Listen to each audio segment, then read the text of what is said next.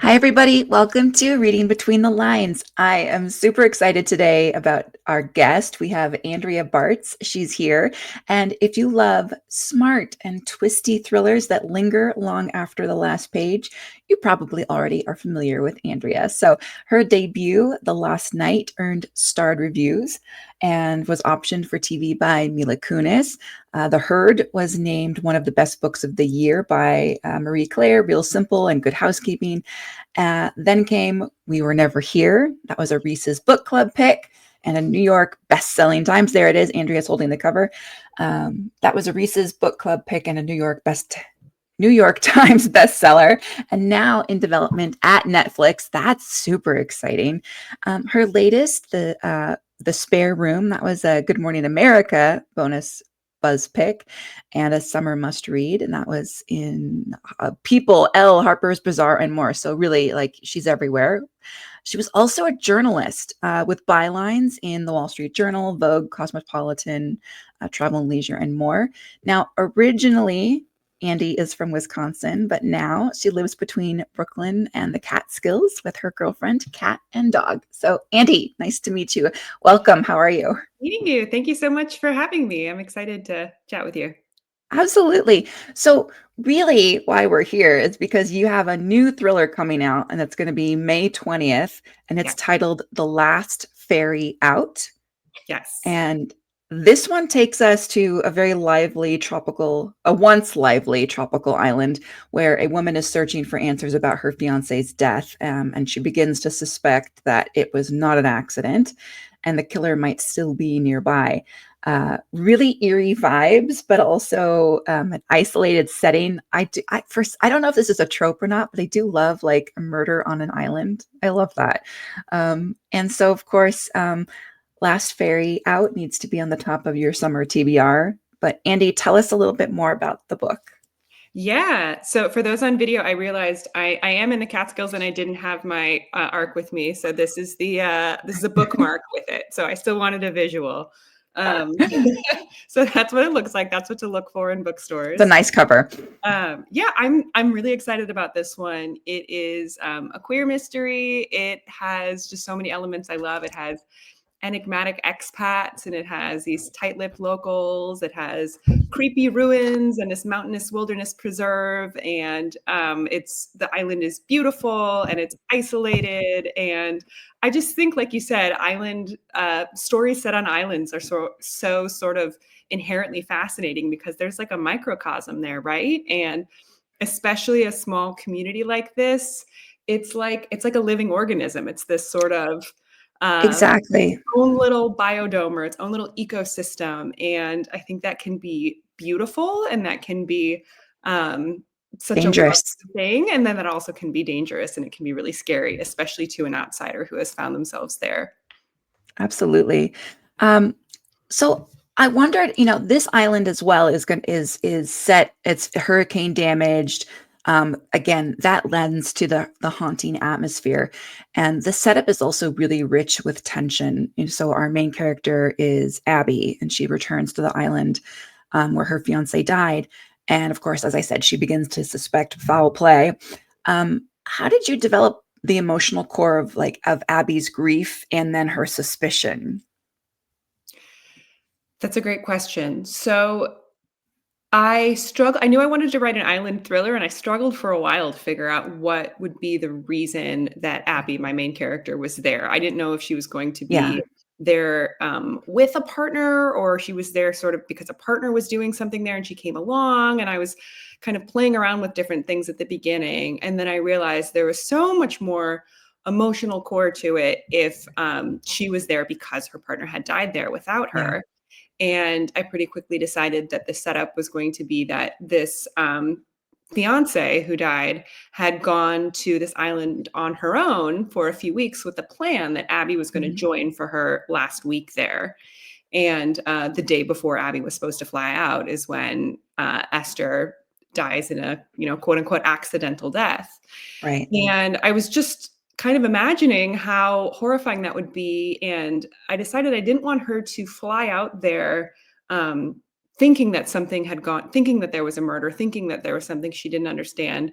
But she would still be flying out there for answers, right? She would want to understand this place that her partner decided, found on the internet and decided to live at for a few weeks. And she wanted to meet these expats that Esther had said she'd befriended. Esther had said, "Oh, I can't wait to introduce you to my new friends here." It's like those last few weeks of her life are a mystery to Abby. And so Abby wants to go just to gain a sense of closure. And then it's kind of interesting because the more she gets to know the people there, the opposite of closure happens, right? She begins to actually upend everything she thought. And that kind of comes to a Absolutely. head when one of the expats sends her a text saying, "You know what, you deserve to know the truth about what happened, in Abby's final day, in Esther's final days." And then he disappears before she can get any answers. So Ooh, that's yeah. what sort of, yeah. So that now she's on a real journey of like, what on earth was that? And Absolutely. it was really fun to start with that core, and then I mentioned the island being like this organism, this interconnected web, and so it was fun to start bringing perspectives of the other islanders, whether that's Yeah. locals and expats, and sort of zooming out. There's the backstory about their relationship, between Abby and Esther. There's a dual narration going on in the past of Esther's trip to the island and her account of being there. So it was really Yeah. fun to sort of build up this web that can look, again, really beautiful and lovely and communal. But, a spider's web, if you're caught in it, is not such a pleasant thing. Not at all.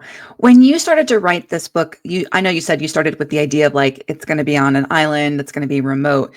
But did you also have an idea of like the ending already, or did you write it more was it more of a flow, if that makes I sense? had a few scenes in mind, but I didn't know how we were going to get there. Okay. The prologue to the book, so page one, has a character close to death and on a cliff on an island, and I knew that was coming, but I didn't even know what character that was. I didn't know how on earth we were going to get there. I didn't have any answers. So I'm very much a pantser. I start with these big questions and then I sort of let the characters take the lead. And that was especially challenging for this book because for all the reasons I mentioned, Yeah. it's pretty non-traditional storytelling, right? It's got Yes. multiple timelines, it's got multiple narrators. It's sort of this, spiral looping around and around what really happened the night that Esther died. And who can you trust? Who's telling the truth? Exactly, right. Like so many different motivations and, expats, there's something fascinating about them, but there's also something a little bit I don't know, I don't want to say not dependable or trustworthy, but these are people who parachuted out of their lives, out of their home country, 100%. Like, right? and There's some why? reasons they have come to this island, and they'll have different reasons. And I started it all with so many mysteries about these characters. I didn't know why any of the expats were there. I didn't know what happened the night that Esther died. Yeah. And so I figured it out by writing, and a lot Yeah. of writing the wrong things and, banging my head against the wall. And then eventually it all kind of came together.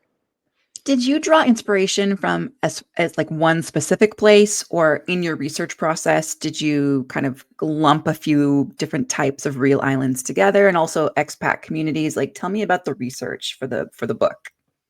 Yeah. So it was definitely the lumping of a few formative experiences. So in February 2020, I spent the month traveling solo around Mexico on the Western coast. Actually, this book's set on the Nice. Eastern coast. I had Yeah. no idea that my timing was going to be incredible because I got back and immediately the world shut down, right? And thank God I didn't plan it for a few weeks later.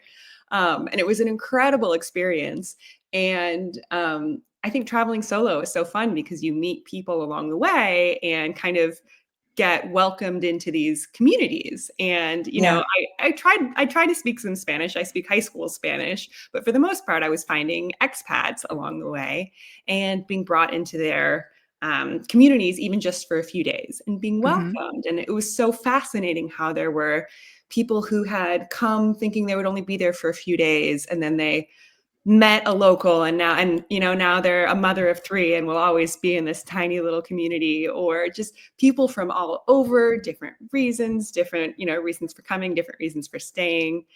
And such a motley crew. I think in here at home, like if I stumble upon a clique, you can kind of tell what Yeah. personality things bring them together. Whereas with an expat community, it can be as simple as like, well, we're all the people who speak English. And so if you're not a native Spanish speaker, this is kind of who you can have Yep. complex conversations with, right? Right. So Yeah. that always stuck in my just stuck in my memory as like, I think a little bit of envy too, of like, wow, I would love to be an expat. I've never done that myself. Like, what a interesting Same. life they lead, right?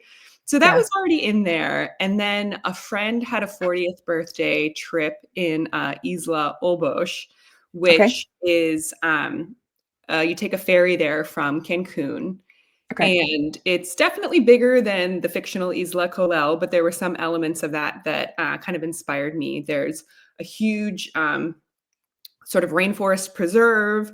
There's a bio bay that you can just swim in. I had the bizarre experience that I had to write about of just like raising my hands in the water and watching sparkles run down them, like just some really surreal stuff. Wow. It's also an island that sort of is dealing with some would say over tourism and sort of Right. that balance, right, of Yeah. wanting the economy to be enlivened by tourist dollars, but also how is that harming the ecosystem and the community and that kind of thing. So I Yeah. think those were the two big elements that I wanted to bring into this book. And there is sort of a discussion and theme and debate throughout the book of, is it a good thing that Isla Colel used to be a tourist destination, but since its big resort closed and since the hurricane, it's now pretty quiet and pretty empty? Like, is that a good Yeah. thing or a bad thing? And people have different opinions, and it's sort of a mixed bag. So Yeah. those are the major elements that got me thinking.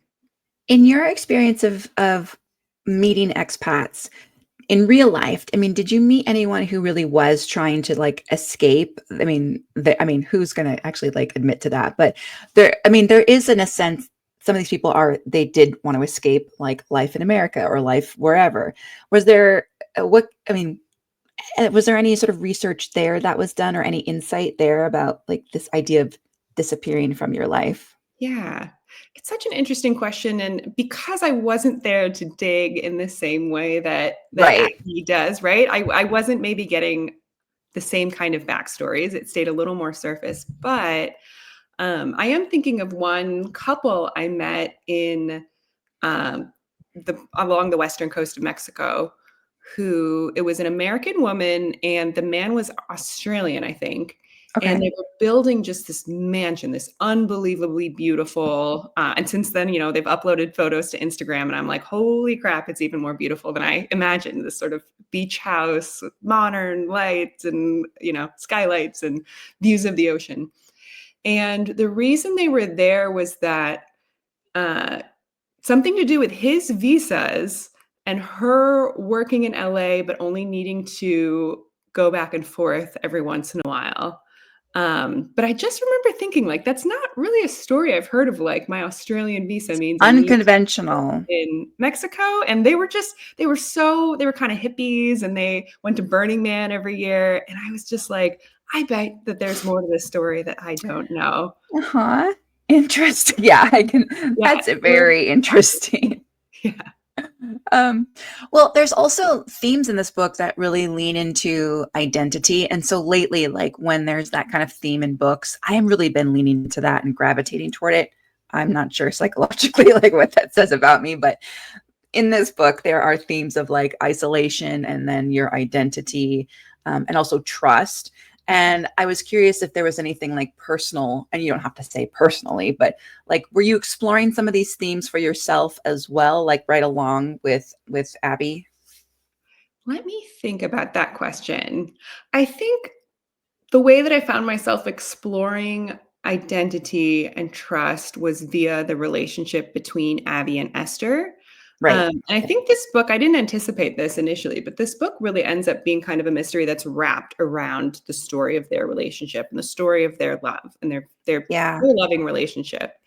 Yeah. And started working on this, I pitched this book not too long after I had gotten together with my partner, or maybe it was maybe a year or two in, but like in my adult life, this is sort of the relationship, right? Like this is Yeah. the one that felt different, the one that Yeah. there was no question it would last.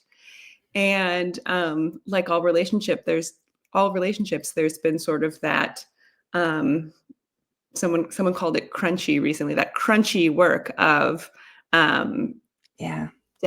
dealing with both of our own patterns and trauma and ways that we relate to each other and things we do or don't want to share or do.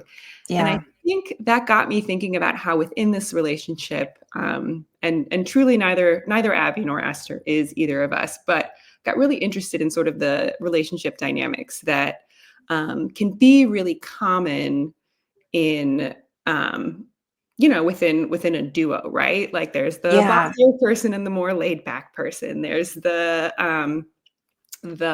introvert and the extrovert. There's these different things that, on the surface seem really just compatible, but it's like, what if we go a few levels down below that?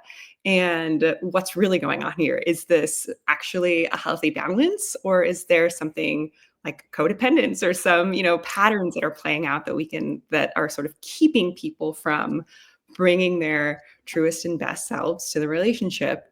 And so I think, yeah, some of my own and our own work, and just thinking about that and conceiving that and noticing it went into trying to develop this relationship in a way that felt really interesting and relatable, and for both of their character journeys to to feel real and to not Yeah. sort of resort to some of those like thriller tropes of just really kind of simplistic explanations of things and good people and people Yeah. doing bad things. I really wanted this relationship to feel real. And Um, relatable too. yeah, Absolutely. relatable. I I felt like these characters especially were just so human as well. And of course, I think of course that is the key to a successful thriller. Not only does it of course have all the the twists and turns and it really surprises you, keeps you guessing, but how connected and how like you are right alongside, our protagonist. And so I love the character development there. Thank Um you. Yeah, I really try to focus on like the twists and the turns and the surprises all being in the service of the character development and all feeling real and true. And yeah, again, not like a cheap out of left field, like surprise, right. here's something coming out of nowhere, but instead, like this matters because it deepens the plot, it thickens the plot, and it deepens our understanding of the journeys these characters are on. Yeah, I read a book recently that was one of these books I would categorize as like throw it across the room when you finish it because you're Yeah. so mad about the ending. And it was just one of this particular book had a very cheesy, like gimmicky surprise. You didn't see this coming ending. And I was just so disappointed because it just didn't fit with any of the hell the rest of the book was about. Anyway, clearly I'm a little bitter about that still. But anyway, this is not that book. You have also really taken us in your thrillers from like luxury guest houses, remote islands. Is there any place or theme you're kind of itching to do next?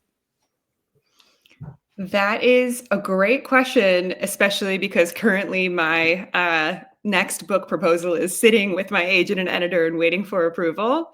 So I think until I actually have a green light, I shouldn't say too much. Got Um, it. but I will say, yeah, I'm not done exploring sort of close knit and closed door worlds. That will never get. Ooh. Okay, that's good enough for me. I'm excited about that. Um, I'm going to switch gears just a little bit because you also do a little bit of like consulting for people who are pitching to publishers or just to get an opinion about their work. Tell us just a little bit about those services. Yeah, so I worked as a magazine editor for years, from when I graduated from college until I kind of left the industry as the industry a little bit crumbled under me. But as an editor, I fielded tons and tons of article pitches from freelancers. And then I worked as a full-time freelancer for a while, especially while I was writing my first few books. The books were sort of a side thing, and freelancing was my main gig. So again, like crafting pitches, working with editors, working with the media, these are very much skills that I have worked on my entire professional career. And I realized that most authors don't have these skills and yet are expected to have these skills. Yeah, it's tricky. It gets really tricky. So I felt like, and I also noticed that there was just so much bad advice going around, especially on social media. Threads for some reason is like a really hotbed of bad Did taste. not know. Yeah. Noted. Careful out Okay. there. And I just thought, I will never be a charlatan. I will never promise someone that I will get them a 6-figure advance or whatever, or guarantee that I'll get them placed in Vogue magazine. But I can talk about my experience. I have a lot of firsthand, knowledge and clarity on what works and what doesn't. And I also think I'm pretty good at helping people with it. I love mentoring. It's sort of the thing I miss the most from working in magazines and being a supervisor. So I have kind of a suite of things I do. There's consulting, which can be one-on-one, or I've done like small group or small, like for a team, a professional team kind of consulting. I have done retreats. I don't have one currently planned, but that's a little bit more focused on for fiction writers to work on a manuscript, get clarity on the idea. It's lessons with me. It's here in the Catskills. Watch my website or on social media for when the next one comes around. But those have been really fun. And then I also have a newsletter that is. I just signed up for that. Great. Yes. It's subscription based, but it's I think a lot of knowledge for $5 a month that oh gosh, it's a total steal. I would think, it should be more, but you have other levels, but still. I have, yeah. And actually I shouldn't have said that. I am thinking of upping it to 6 or maybe even 7. So don't be mad if that's what you see. But Get in now. I think it's worth it because I share tons of really off the cuff and like juicy interviews with other authors about publishing, about their,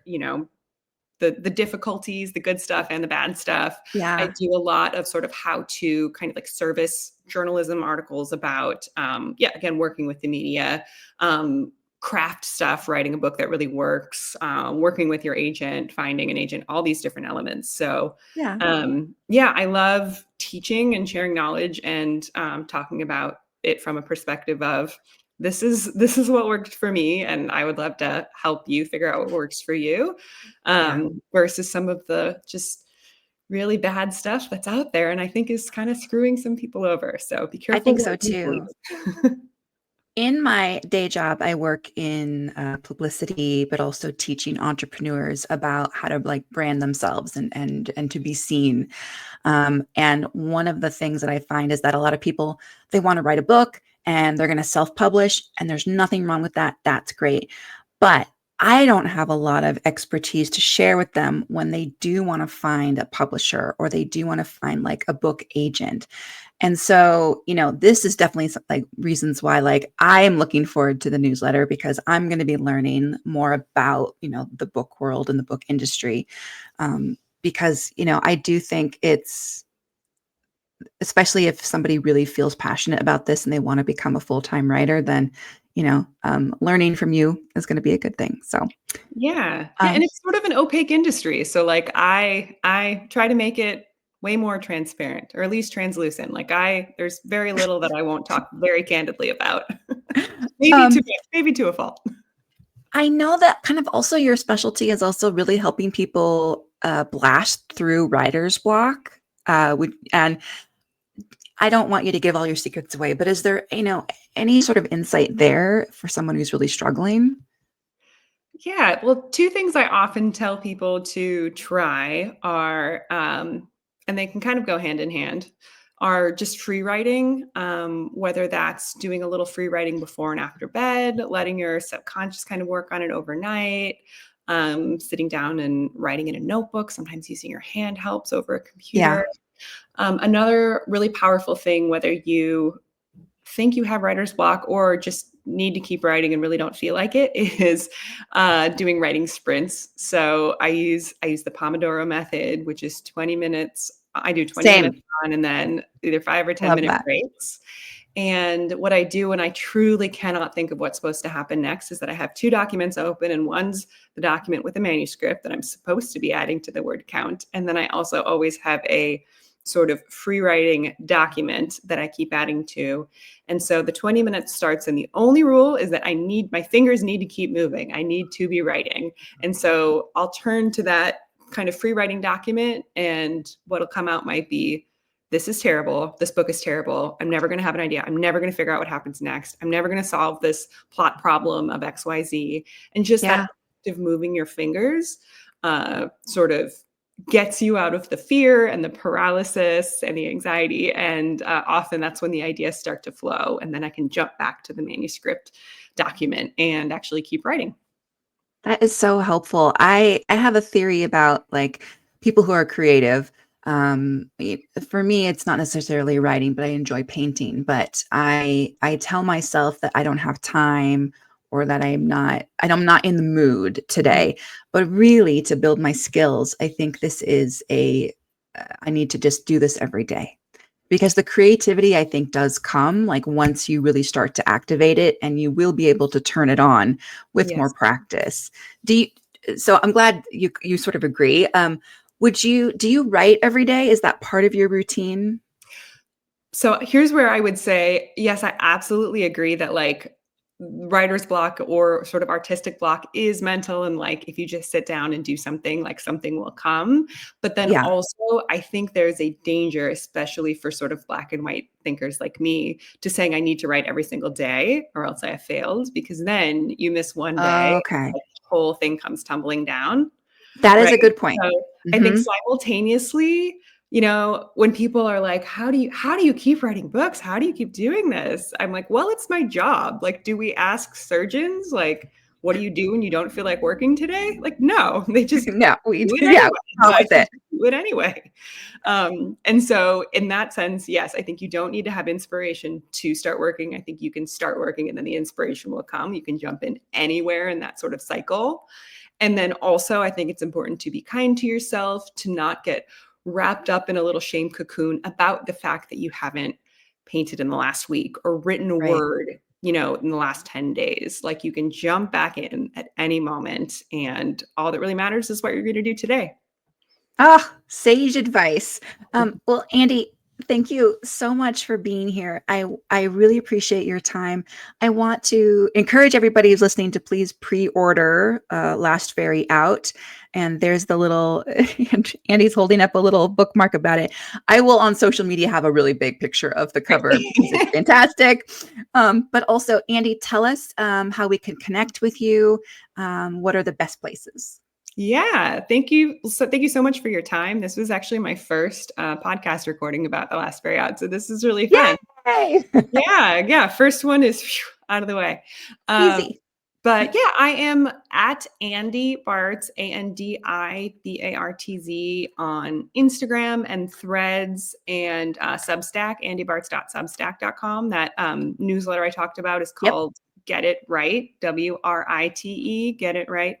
And those are all great ways to reach me. I'm on Facebook at Andrea Bartz Author, and I have a website, andreabartz.com. And I would just, yeah, love to hear from people.